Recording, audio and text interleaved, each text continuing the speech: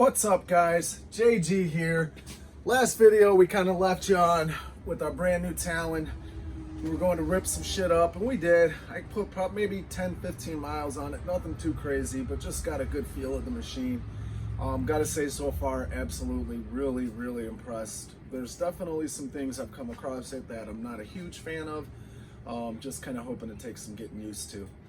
But anyway, got 10-15 miles in, and I had to practice some self-control here, which was really hard to do, but I decided to stop before I got it all muddy.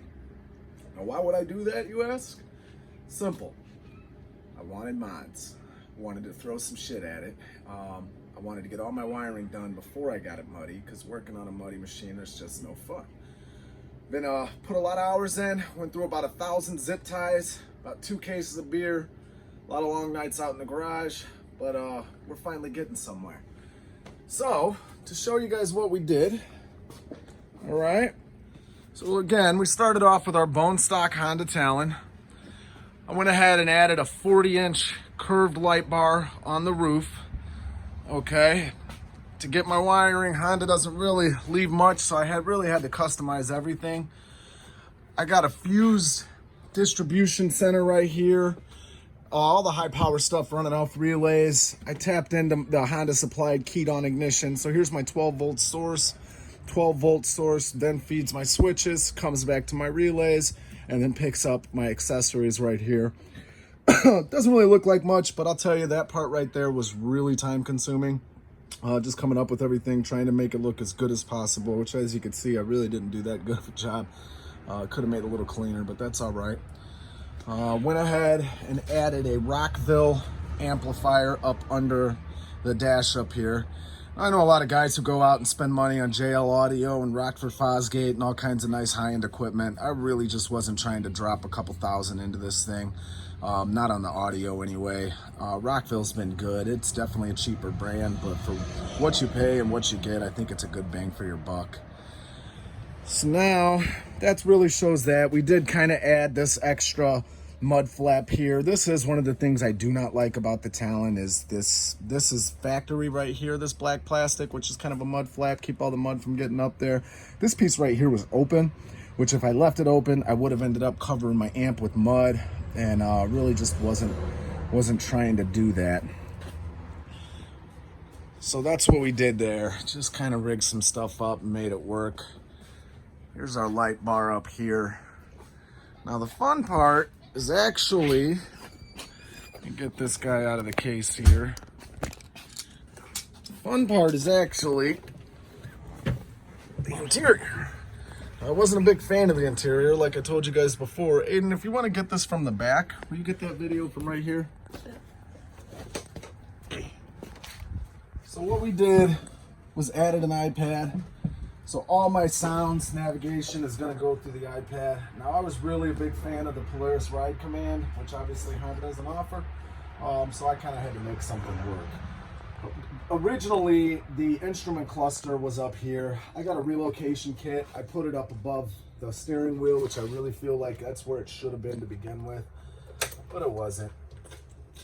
You know, I don't know. Not 100% sold on the way I came up with mounting the iPad, but if I'm not happy with it in the future, I'll make some changes. So we did put in just a very simple Bluetooth controller right here. Which, let's see if I can get this bad boy to turn on. There we go. So we got all our music up here, which I'm really liking the way that turned out. We'll throw some Chris Stapleton on, just so you guys can get a feel. I'm gonna show those back speakers. We did get the Rockville 6.5 marine grade. Everything in here is marine grade. We heat shrinked everything. Really trying to weatherproof it as much as we can. You wanna come back over here, Aiden? We'll show. So the main reason too with the iPad is when we go places, I can have my GPS right on my dash, which the nice big screen, I'm really hoping that I'll like that. I really like the way the positioning of it. I originally thought about mounting it off the bar, but I just didn't like it off to the side. I really like that. We'll see though. So another cool thing that we did was added public address.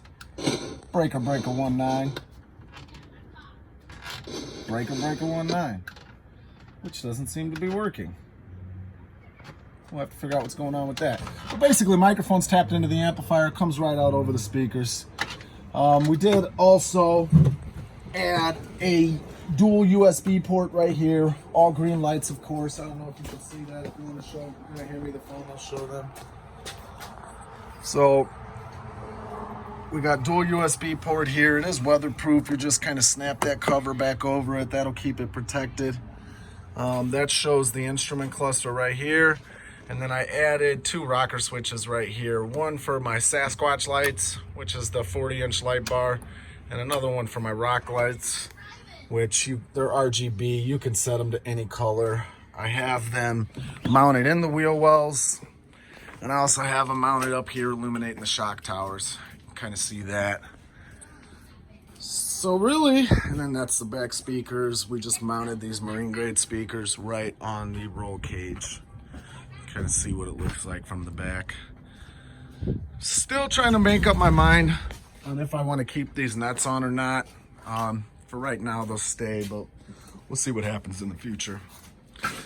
So that's it.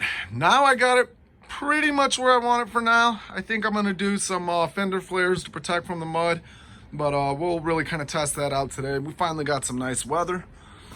I'm going to go out, hit the trails, let the boys drive the Razor. I'll take the Honda, and we'll come back with some more impressions and some more reviews.